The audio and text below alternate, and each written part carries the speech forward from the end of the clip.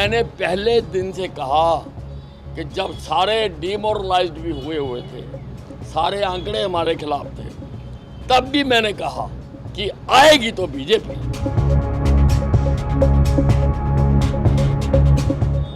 अब खड़गे साहब पता नहीं कहाँ से राजनीति शास्त्र पढ़कर आए हैं, इतने सीनियर लीडर हैं। जनता के फैसले को सिर माथे लगाना चाहिए, लोकतंत्र का यही तकाजा है।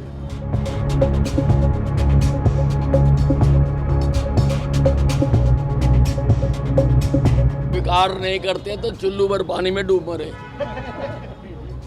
चुनाव हुए, यहाँ तुम्हारे अगेंस्ट हो वहाँ ईवीएम खराब है, जहाँ तुम्हारे हक में हो वहाँ ईवीएम ठीक है। तुम्हारा तो करैक्टर हो गया। ये छोटे छोटे बच्चे, स्कूल के बच्चे भी जानते हैं कांग्रेस के करैक्टर को।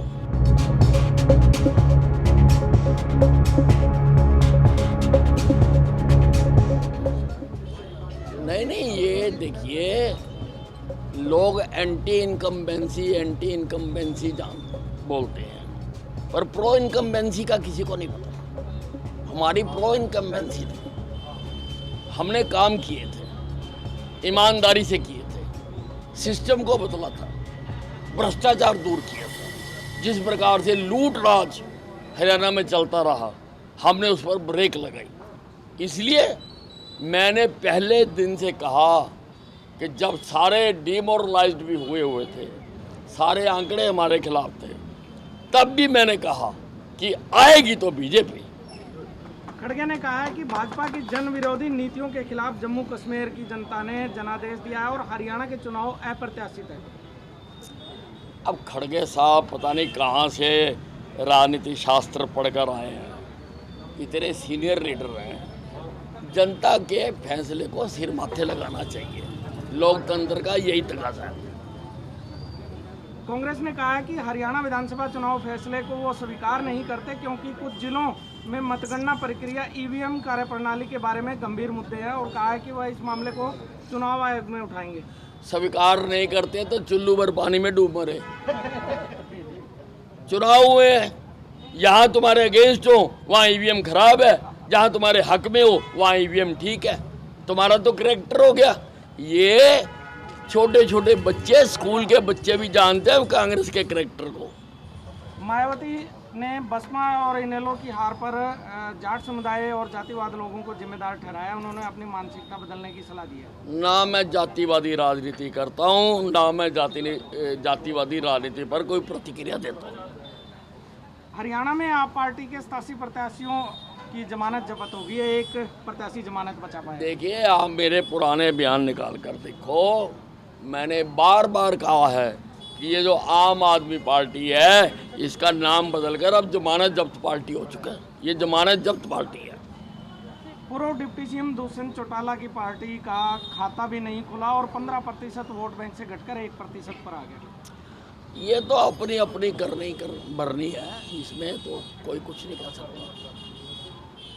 देखिए, इस प्रचंड जीत का जो श्रेय है वो श्रेय आदरणीय नरेंद्र मोदी जी को जाता है, जिन्होंने पिछले 10 वर्षों में ऐसी नीतियां, ऐसी योजनाएं चलाई हैं जिसका लाभ गरीब व्यक्ति को भी मिल रहा है, जिसका लाभ किसान को भी मिल रहा है, जिसका लाभ युवा को भी मिल रहा है और जिसका लाभ महिला को भी मिल रहा है। इस प्रकार की योजनाएं आदरणीय मोदी जी ने वो हर वर्ग के लिए चलाई हैं। उसका परिणाम है, उन नीतियों का परिणाम है, मोदी जी की ये लोकप्रियता का परिणाम है। मोदी जी को देश के लोग प्यार करते हैं, मोदी जी को देश के लोग स्नेह करते हैं और उसका परिणाम है भारतीय जनता पार्टी हरियाणा के अंदर तीसरी बार प्रचंड बहुमत से वो आई है।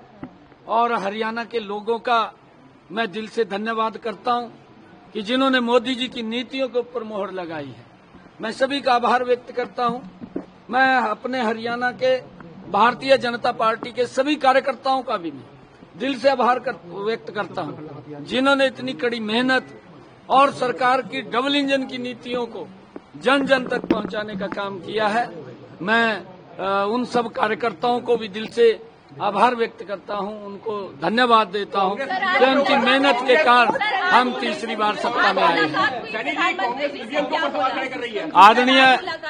आदरणीय प्रधानमंत्री जी से शिष्टाचार मुलाकात हुई है, क्योंकि मैंने हरियाणा की जो प्रचंड जीत हुई है उसके बारे में आदरणीय प्रधानमंत्री जी को बताया है, और मैंने कहा है प्रधानमंत्री जी को कि आपको हरियाणा के लोग बहुत प्यार और स्नेह करते हैं, और उसका परिणाम है कि आज तीसरी बार भारतीय जनता पार्टी को इतनी बड़ी सीटें दे करके ये तीसरी बार हरियाणा में डबल इंजन की सरकार बनी है।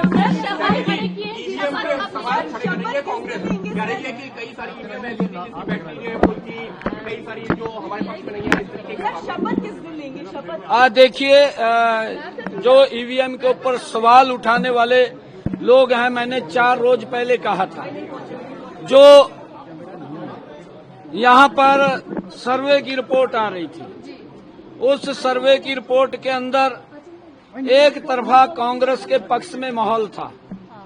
कांग्रेस इस प्रकार का वातावरण बना रही थी, झूठ का बवंडर खड़ा कर रही थी कि हम सत्ता के अंदर आ गए हैं।